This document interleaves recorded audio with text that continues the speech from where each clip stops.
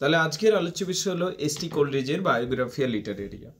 আমরা জানি ইতিমধ্যে যে এসটি কোলরিজ যে বায়োগ্রাফিয়া লিটারেরিয়াটা লিখেছেন সেটা আসলে ক্রিটিসিজম একটা। এই ক্রিটিসিজম সম্বন্ধে একটা খুব ভালো কথার আছে। কি ভালো কথাটা? যে এই ক্রিটিসিজমটাকে বলা হয় গ্রেটেস্ট ক্রিটিসিজম, এটাকে বলা হয়। সাথে সাথে এটাকে আবার বলা হয় দ্য মোস্ট বোরিং ক্রিটিসিজম, দুটোই বলা হয়। আসলে আর্থার সিমন বলে একজন কবি ছিলেন, উনিই বলেছিলেন the greatest book of criticism এই বায়োগ্রাফিয়া লিটারেরিটাকে, এবং কি in English language, and one of the most annoying book in any language, এটাও তিনি বলেছিলেন। সাথে সাথে এখানে তিনি উইলিয়াম ওর্ডসকে ক্রিটিসাইজ করেছেন বিভিন্নভাবে, সেই জিনিসগুলো আমরা জানবো। প্রথম কথা হচ্ছে উইলিয়াম ওর্ডসতে যদি আমরা লিরিক্যাল ব্যালেড পড়ি, সেখানে আমরা উইলিয়াম ওর্ডসতে প্রিফেস টু লিরিক্যাল ব্যালেড যদি আমরা পড়ি, সেই প্রিফেসে আমরা জানতে পারবো উইলিয়াম ওর্ডস বলেছিলেন যে রাস্টিক ক্যারেক্টার আনা বেশি ভালো এবং রাস্টিক ক্যারেক্টারগুলোকে অ্যাপ্লাই করা দরকার। এইটা উইলিয়াম ওর্ডস একটা মত প্রকাশ করেছিলেন। এখানে তিনি আমাদের এসটি কোলরিজ সেই মতটাকে খণ্ডন করবার চেষ্টা করছেন। এসটি কোলরিজ মূলত বলছেন যে উইলিয়াম ওর্ডস যেটা বলেছিলেন, যে William Words said that the theme of poetry should be related to rustic character. William Words যেটা বলেছিলেন যে theme of poetry should be related to rustic character, এটা উইলিয়াম ওর্ডস বলেছিলেন। এটাকে তিনি ব্রেক করছেন। কে ব্রেক করছেন? আমাদের এসটি কোলরিজ এটাকে ব্রেক করবার চেষ্টা করছেন। উনি বলছেন অ্যাকর্ডিং টু কোলরিজ বলছেন যে William Words did not follow it properly. William Words যে অ্যাডভাইসটা দিয়েছেন, উনি এই অ্যাডভাইসটাকে প্রপারলি ফলো করেননি। তার পরিবর্তে তিনি এমন কিছু চরিত্র এনেছিলেন যেগুলো রাস্টিক ক্যারেক্টার ছিল না, অথচ উইলিয়াম ওর্ডস নিজেই বলেছিলেন যে রাস্টিক ক্যারেক্টার রাখা দরকার, অথচ তিনি নিজেই কিছু রাস্টিক ক্যারেক্টার রাখেননি। যেমন মাইকেলের ক্যারেক্টার, রুথের ক্যারেক্টার, দ্য ব্রাদার্সের ক্যারেক্টারগুলো মোটেও রাস্টিক ক্যারেক্টার নয়। তাহলে তিনি একটা কথা বললেন যেটাকে তিনি নিজেই ফলো করছিলেন না, তাই এটাকে একটা সমালোচনা করেছেন এই বিষয়টাকে। প্রথম কথা। দ্বিতীয় কথা, secondarily William Words advocated for the language of common men in poetry.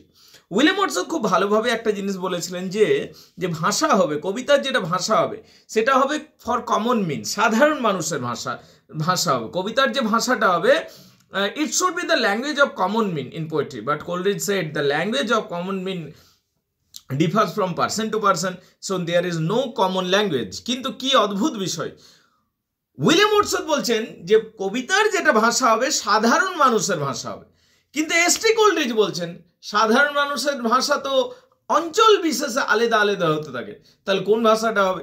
এইরকম কোনো ভাষাই হয় না, সাধারণ মানুষের ভাষা হবে। সাধারণ মানুষের ভাষা বলে কিছু হয়ই না, অঞ্চল বিশেষ ভাষা সব আলাদা হয়ে যায়। যেমন ধরো আমাদের পুরুলিয়ার ভাষা আলাদা হবে, বাঁকুড়াতে গেলে বাঁকুড়ার ভাষা আলাদা হবে, নদিয়াতে গেলে নদিয়ার ভাষা আলাদা হবে, বর্ধমানে গেলে বর্ধমানের ভাষা আলাদা হবে, কলকাতায় গেলে কলকাতার ভাষা হবে। তাহলে উইলিয়াম ওর্ডস যেটা বলছেন, William Words advocated for the language of common men in poetry, বলছেন কমন মিনের ভাষা হওয়া উচিত। But Coleridge said the language of common mean differs from person to person. Coleridge বলছেন যে ভাষাগুলো আলাদা হয় এক পার্সন থেকে অন্য person. There is no common language, তাই কমন ল্যাঙ্গুয়েজ বলে কিছু হয় না। এটা এসটি কোলরিজ সরাসরি বিরোধিতা করছেন William Words. 3 number point, William Words said that language of prose and poetry are the same. William Words বলছেন যে ভাষাটা রয়েছে পোয়েট্রি এবং প্রোজের যে ভাষাটা সেটা একই হওয়া উচিত। উইলিয়াম ওর্ডস বলেছিলেন কবিতা এবং প্রোজ ভাষাটা একই হওয়া উচিত, তার কারণ দুটোই অ্যারেঞ্জমেন্ট হচ্ছে, প্রপার অ্যারেঞ্জমেন্ট, ঠিক আছে। বাট অ্যাকর্ডিং টু কোলরিজ, কিন্তু কোলরিজের মত অনুযায়ী the language of pros and poetry can never be same. কিন্তু ইনি বলছেন, এসটি কোলরিজ বলছেন না না না না, এমনি হতে পারে না। কবিতা এবং প্রোজ এবং পোয়েট্রি ভাষা কি করে একই হবে? দুটো আলাদা হওয়া উচিত, নেভার বি সেম, এইটা বলছেন এসটি কোলরিজ। আরেকটা কথা আছে, William Words did not advise us to use the diction. William Words diction advise করতে আমাদের বলেননি, ঠিক আছে। হি হিমসেলফ ইউজ ডিকশন, অথচ but he himself use diction, কিন্তু তিনি বেশ কয়েকটা কবিতাতে ডিকশন ব্যবহার করেছেন। Metre and all this made his poetry beautiful. In fact তাহলে উইলিয়াম ওর্ডস বলেছিলেন যে ডিকশন ব্যবহার করবার দরকার নেই, অথচ তিনি নিজের কবিতাতে ডিকশন ব্যবহার করেছেন, মিটার ব্যবহার করেছেন, যে কারণে তার কবিতাগুলো সুন্দর হয়ে উঠেছে। তাহলে এইটা আরেকটা সমালোচনা। However, he praised the poet. যদিও এসটি কোলরিজ তার বায়োগ্রাফিয়া লিটারেরিতে উইলিয়াম ওর্ডসকে প্রশংসা করেছেন অ্যাজ এ পোয়েট হিসাবে প্রশংসা করেছেন। হিজ ল্যাঙ্গুয়েজ ওয়াজ পিওর। তিনি বলছেন হ্যাঁ, উইলিয়াম ওর্ডস যে ভাষাতে লেখেন সেটা ভাষাটা একদম পিওর ল্যাঙ্গুয়েজ, কোনো কপি নয়, অরিজিনাল ল্যাঙ্গুয়েজ। 2 নম্বর, হি থটস ওয়ার সেন, তিনি যে চিন্তা ভাবনাগুলো রেখেছেন কবিতার মাধ্যমে সেগুলোও যথেষ্ট ভালো এবং মানে লজিক্যাল এবং সুন্দর, মানে চিন্তা ভাবনাগুলো বেশ ভালো। আরেকটা বলেছেন he was an original poet, William Wordsworth fake poet নন, অরিজিনাল পোয়েট, এই কথাটা উনি বলেছিলেন। আর বলেছেন he has given the image to nature, এবং তিনি প্রকৃতিকে খুব সুন্দরভাবে ফুটিয়ে তুলতে পেরেছিলেন।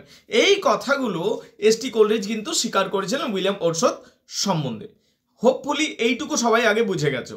কে কে বুঝতে পারোনি বলো, আরও আমি ভেঙে ভেঙে বোঝাবো। কামান একটু থামিয়ে নি, বলো।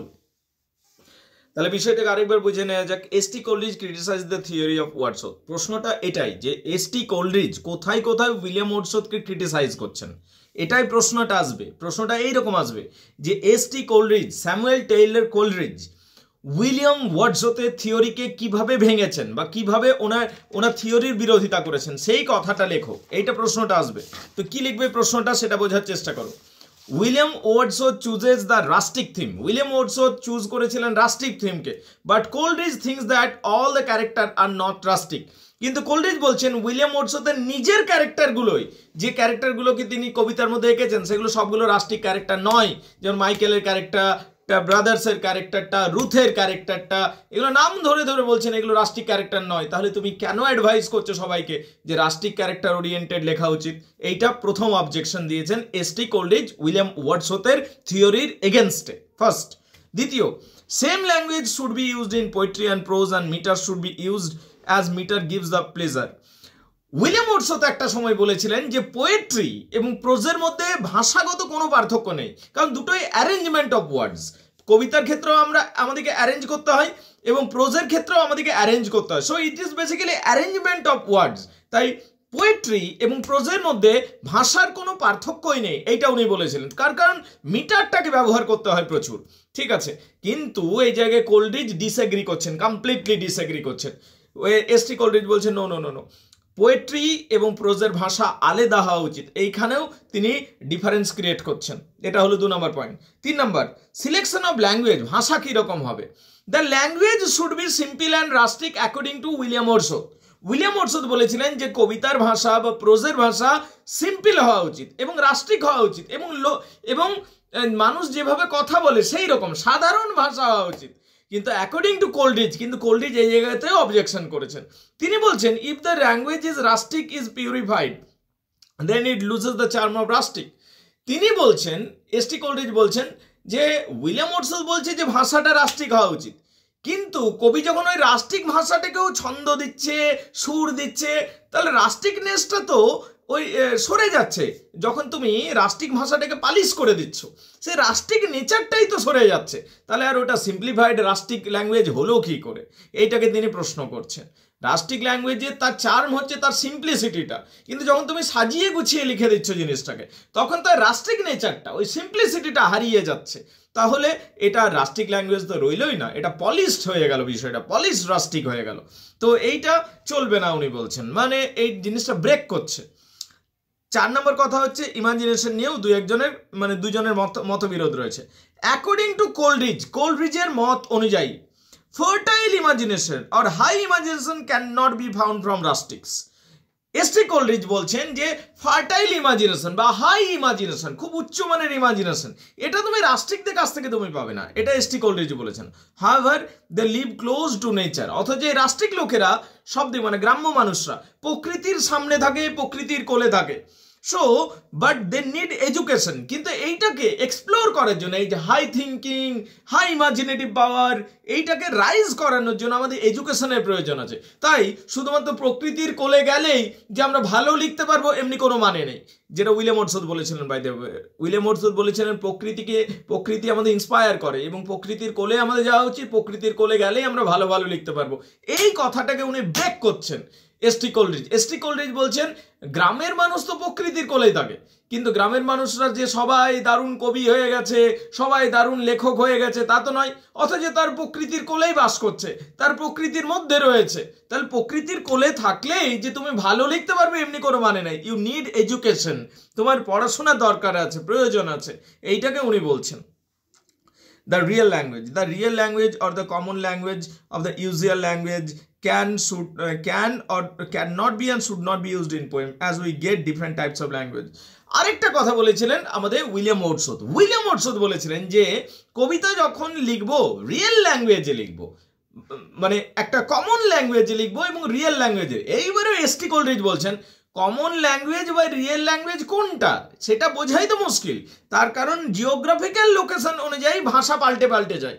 পুরুলিয়ার ভাষা এক হয়, বর্ধমানের ভাষা এক হয়, বাঁকুড়ার ভাষা এক হয়, নদিয়ার ভাষা এক হয়, তাহলে কমন ল্যাঙ্গুয়েজ বলেই তো কিছু নেই, ঠিক আছে? তাহলে তার কারণ লোকেশন ওয়াইজ জিনিসগুলো পাল্টে যাচ্ছে, এইটাকে তিনি বলেছিলেন। এরপর তিনি বলেছেন the definition of poetry or Wordsworth poetry is the spontaneous. এবার ডেফিনেশন দিয়েছিলেন উইলিয়াম ওয়ার্ডসওয়ার্থ, কবিতার একটা ডেফিনেশন দিয়েছিলেন, সেই ডেফিনেশনে বোঝো।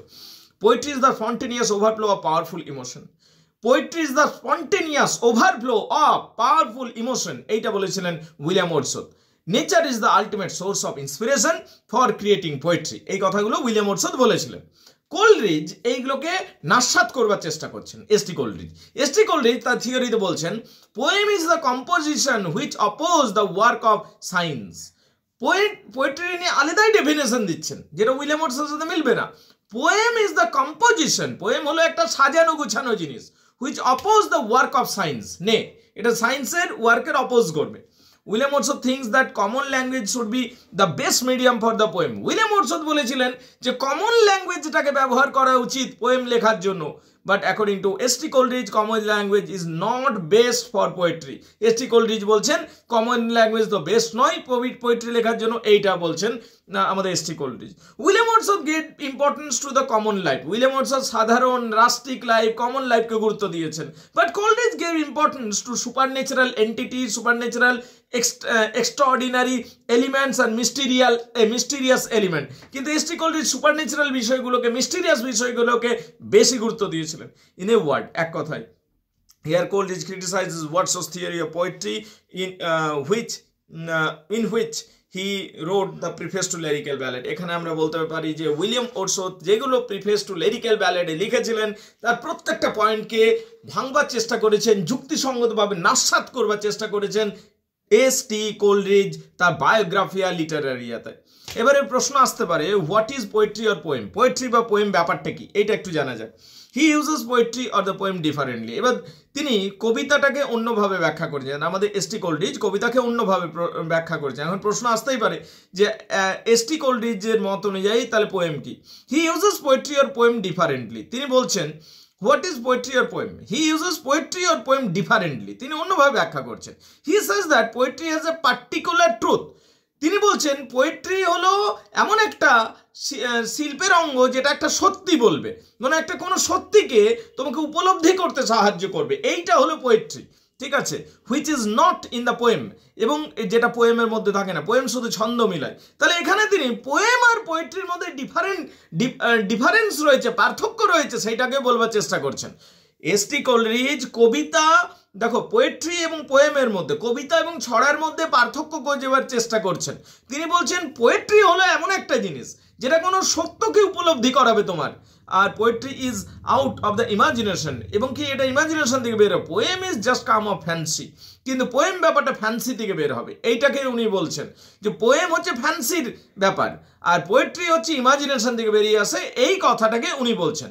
এ পোয়েম ইজ নাথিং, তাহলে এটা মনে রাখবে কিন্তু যে পোয়েট্রি বেরিয়ে আসে ইমাজিনেশন থেকে, according to secondary imagination, according to S T Coleridge, আর পোয়েম বেরিয়ে আসে ফ্যান্সি থেকে, এটা উনি বলতেছেন। A poem is nothing but best words in best order. তিনি বলছেন পোয়েম আর কিছুই নয়, শব্দগুলো সুন্দরভাবে সাজানো, একদম বেস্টভাবে সাজানো। A poem is nothing but best words in best order. কবিতা কিছুই নয়, শব্দগুলোকে যথাসম্ভব সুন্দরভাবে সাজানো, এটাকে পোয়েম বলা হয়। He says a poem is that species. তিনি আর ডেফিনেশনটা দিচ্ছেন, এটা মুখস্থ করতে হবে তোমাকে ডেফিনেশনটা। A poem is that species, poem হলো এমনই একটা বিষয় of composition which is oppose to work of science. তিনি আরো বলছেন a poem is that species of composition, poem হলো এমন একটা কম্পোজিশন, এমন একটা সৃষ্টি যেটা which is oppose to the work of science, যেটা বিজ্ঞানের বিরোধিতা করে, but proposing for its immediate object pleasure not truth এবং but proposing for its immediate object pleasure not truth এবং এটার immediate object ঠিক আছে হচ্ছে প্লিজার, সত্য খোঁজা নয়, এটা ইমিডিয়েট অবজেক্ট হচ্ছে আনন্দ খোঁজা, আনন্দ এবং সত্য দুটাই, কিন্তু ইমিডিয়েট হচ্ছে প্লিজার, তারপরে ট্রুথ। বাট এ পোয়েট্রি, কিন্তু যখন এটা হলো পোয়েমের কথা, চাঁদ উঠেছে, ফুল ফুটেছে, কদম তলায় কে, এগুলো হচ্ছে কবিতা, এটার মধ্যে সত্য খুঁজতে যাও না, এটা প্লিজার, আনন্দের জন্য, ঠিক আছে। এইটা হলো একটা ছড়া, poem. Twinkle twinkle little star how I wonder what you are, গভীর অর্থ খুঁজতে যাও না, শুনতে ভালো লাগছে, এনজয় করো জিনিসটা, ব্যাস, দ্যাটস অল। ব্ল্যাক সেভ হ্যাভিয়ানি ওল, শুনেছো কিনা এই কবিতাগুলো? ছড়া, এগুলো বাচ্চাদের ছড়া, শুনতে ভালো লাগে, সত্য খুঁজতে যাও না কিছু, ঠিক আছে। So this is what, right. কিন্তু যেটা পোয়েট্রি হবে সেটার মধ্যে পার্থক্য আছে। পোয়েট্রি কন্টেন্স ট্রুথ, পোয়েট্রির মধ্যে ট্রুথ থাকবে। পোয়েট্রির মধ্যে কি থাকবে? পোয়েট্রি শুনতে ভালো নাও হতে পারে, কিন্তু সত্য তো থাকবে পোয়েট্রির মধ্যে। তাহলে পোয়েম আর পোয়েট্রির মধ্যে এইটাই মূল পার্থক্য। পোয়েম হচ্ছে ছন্দ মিলিয়ে মেলে, শ্রুতি মধুরতা থাকবে, শুনতে ভালো লাগবে, চাঁদ উঠেছে, ফুল ফুটেছে, কদম তলায় কে, হাতি নাচছে, ঘোড়া নাচছে, সোনামণির বে, এইটা হলো একটা পোয়েম, এটা হলো একটা ছড়া, এটা ছন্দ মিলিয়ে মিলিয়ে বানানো হয়েছে, এটার মধ্যে কোনো সত্য খুঁজতে যাও না। অন্যদিকে পোয়েট্রি, প্যারাডাইজ লস্ট পড়ো, এপিক পোয়েমের ক্যাটাগরিতে চলে যাচ্ছে যদিও। পোয়েট্রি যেটা হচ্ছে, পোয়েট্রি হচ্ছে একটা ট্রুথকে ডিফাইন করবে। টি.এস. এলিয়টের বিভিন্ন কবিতা রয়েছে, বিভিন্ন হলো ম্যান কবিতাটা তোমরা পড়েছো ইতিমধ্যে, তোমরা প্রুফক কবিতাটা পড়েছো তোমরা, তো সেখানে তুমি পোয়েট্রি একটা ট্রুথকে রিপ্রেজেন্ট করবে বা প্রেজেন্ট করবে। Poetry has a particular composition, এর কম্পোজিশনটা আলাদা ধরনের হয়, হুইচ কন্টেন্স ট্রুথ, যেটাকে সত্যটাকে সামনে রাখাটাই এর কাজ। we read poetry for pleasure not science but both deliver the truth। বলছে বিজ্ঞান এবং পোয়েট্রির মধ্যে অনেক মিল রয়েছে। কি? বিজ্ঞান এবং পোয়েট্রির মধ্যে অনেক মিল রয়েছে। বিজ্ঞানও সত্য বলে আর পোয়েট্রিও কোনো না কোনো সত্য বলবে, কিন্তু বিজ্ঞান হচ্ছে বোরিং, যেটা পড়তে তোমার একঘেয়ে লাগবে, কিন্তু যখন পোয়েট্রি পড়বে সেটা সত্যই বলছে কিছু না কিছু, কিন্তু সেটা পড়তে তোমার অনেক বেশি আগ্রহের বিষয় বলে মনে হবে। That is the basic difference between poetry and science. তাহলে পোয়েট্রি এবং সায়েন্সের মধ্যেও কিছু পার্থক্য রয়েছে। পোয়েট্রি এবং সায়েন্সের মধ্যে কি পার্থক্য? যে দুটোই সত্য বলে, কিন্তু পোয়েট্রি পড়বার সময় তোমার উপভোগ্য বলে মনে হবে বিষয়টা, এবং তুমি সত্যই জানবে, কারণ সত্যই প্রকাশ করে পোয়েট্রি। আর সায়েন্সও সত্যই প্রকাশ করে, কিন্তু সেটা উপভোগ্য নয়। এইটা ওনার মতামত। এইটুকু দেখে বলো, আর কি অসুবিধা আছে বলো, আমি ব্যাখ্যা করছি বিষয়টা। Come on.